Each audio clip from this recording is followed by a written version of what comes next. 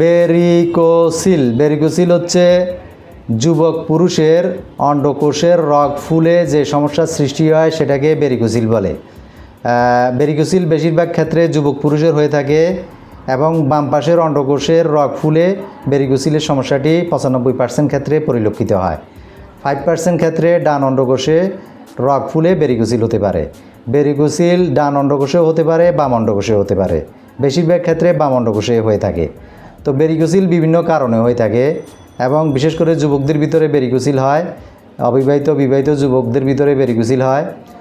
যে সমস্ত যুবক পুরুষ অতিরিক্ত হস্তমৈথুন করেন, মাত্রাতিরিক্ত মাস্টারবেশন করেন, অতিরিক্ত হস্তমৈথুন করার কারণে হঠাৎ করে যদি হস্তমৈথুন ত্যাগ করেন তাহলে বেরিকোসিলটি পরিলক্ষিত হয়।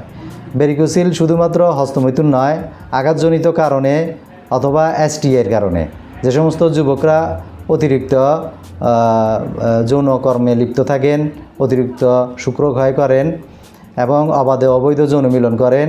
অবাধে অবৈধ যৌন মিলন করলে যৌনকর্মীর যৌনাঙ্গ থেকে কোনো রকমের সেক্সুয়ালি ট্রান্সমিটেড কোনো ভাইরাস, যেটাকে এসটিআই বলে, এই এসটিআইয়ের ইনফেকশনের কারণেও অন্ডকোষের রগ ফুলে রক্ত জমাট বেঁধে বেরিকোসিলের সৃষ্টি হয়।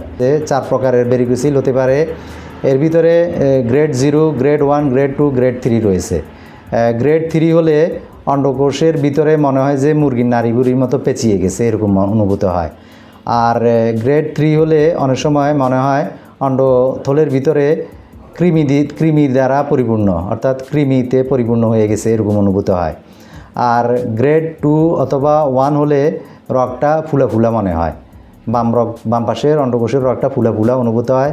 কারো ক্ষেত্রে প্রচণ্ড ব্যথা হয়, কারো ক্ষেত্রে ব্যথা হয় না। আর বেরিকোসিল হলে যে সমস্যা হয় সেটা হচ্ছে যৌন জীবনের সমস্যা হয়। যৌন জীবনের সমস্যা বলতে পুরুষের স্পাম উৎপাদনটা কমে যায়, স্পাম চলাচল করতে পারে না, বীর্য পাতলা হয়ে যায়। পুরুষ যৌন সহবাসে দ্রুত বীর্যপাতের সমস্যার সম্মুখীন হয়, অর্থাৎ সহবাস করতে গেলে দ্রুত বীর্যপাত হয়, যৌন আগ্রহ উদ্দীপনা কমে যায়, পুরুষাঙ্গে রক্ত সঞ্চালন কমে যায়। পুরুষাঙ্গে রক্ত সঞ্চালন কমে গেলে পুরুষাঙ্গ ছোট হয়ে খিসে যায়, শক্ত হয় না, ইরেকটাইল ডিসফাংশনের সম্মুখীন হয়। আর বড় যে সমস্যাটা হয় বেরিকোসিলের কারণে, স্পাম উৎপাদন হতে পারে না, স্পাম চলাচল করতে পারে না স্পারমেটিক কর্ড দিয়ে, যার কারণে পুরুষ বিয়ে করলে অনেক সময় বন্ধ্যত্বের সমস্যার সম্মুখীন হয় আর বাচ্চা কাচ্চার বাবা হতে পারে না। তো বেরিকোসিলটা হস্তমৈথুনের কারণে বেশিরভাগ হয়ে থাকে। বেরিকোসিল হলে আপনারা অবশ্যই প্রথমে একটা আল্ট্রাসোনোগ্রাফি করবেন, অন্ডকোষের আল্ট্রাসোনোগ্রাফি, যেটাকে ইউএসজি অফ টেস্টিকুলার অথবা ইউএসজি অফ স্কুটাম বলে।